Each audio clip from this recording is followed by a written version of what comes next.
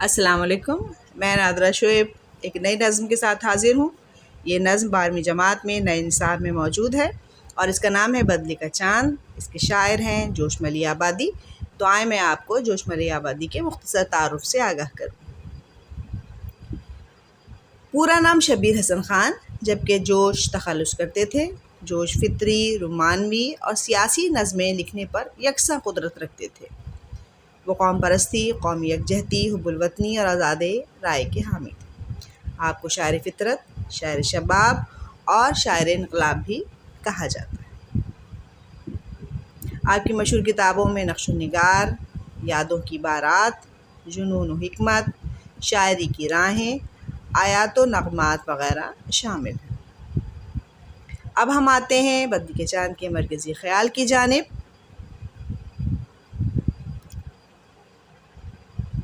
جوش ملی آبادی کی یہ نظم بظاہر چاند کے بادل میں چھپنے اور ابھرنے کے منظر کو بیان کر رہی ہے۔ در حقیقت یہ انسان کی بے چینی اور بدلتی ہوئی فطرت کا اظہار ہے، جس کی تصدیق اس نظم کے آخری شعر میں خود شاعر نے کی ہے۔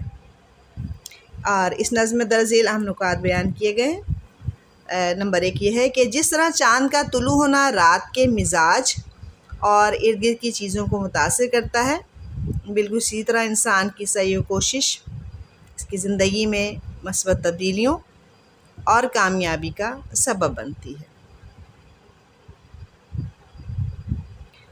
اس کا دوسرا نقطہ یہ ہے کہ تڑپ اور بے چینی انسانی فطرت کا تقاضا ہے، جو اسے قید میں ستاتی ہے اور آزادی کے لیے بےتاب کرتی ہے۔ آسمان میں چاند اور زمین پر دنیا کو متحرک کرنے والی ذات انسان کی ہے۔ اسی کے وجود سے یہاں رونق اور ہلچل ہے اور اسی کی تڑپتی ہوئی فطرت ہی اس دنیا کی ترقی کا سبب ہے۔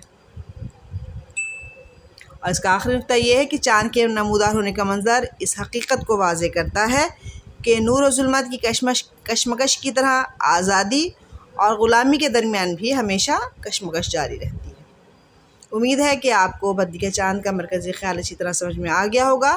اگر آپ کو یہ ویڈیو پسند آتی ہے تو میں اس بات کا انتظار کروں گی کہ آپ اسے کب لائک کرتے ہیں، کب شیئر کرتے ہیں، اور اگر ابھی تک آپ نے اسے سبسکرائب نہیں کیا تو اسے سبسکرائب بھی کیجیے۔